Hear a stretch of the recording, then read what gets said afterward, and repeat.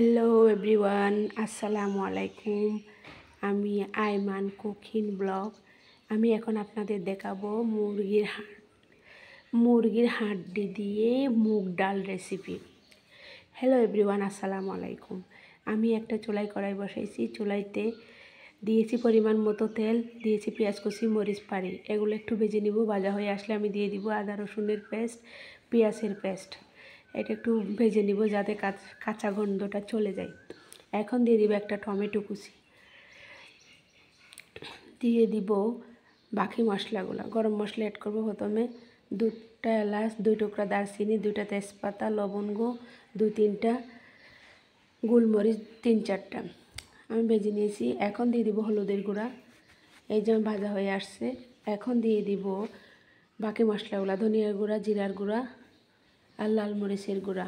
দিয়ে দিব হালকা গরম মশলা, দিব একটু পানি দিয়ে ভালো করে কষিয়ে নিব। কষানো হয়ে গেলে আমি দিয়ে দিব মুরগির হাড়গুলা।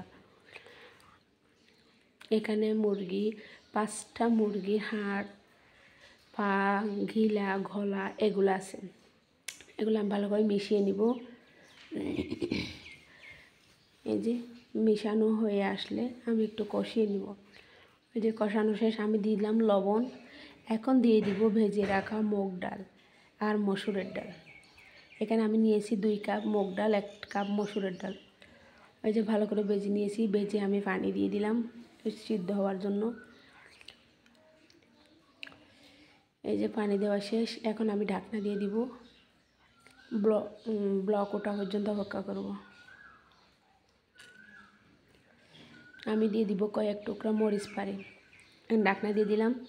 5 মিনিট অপেক্ষা করব। 5 মিনিট পর ফিরে এসে দেখি আমার তরকারি ব্লক উঠে গেছে। এখন আমি নেড়ে চেড়ে ধনিয়া পাতা দিয়ে পেঁয়াজ বেরেস্তা দিয়েছি।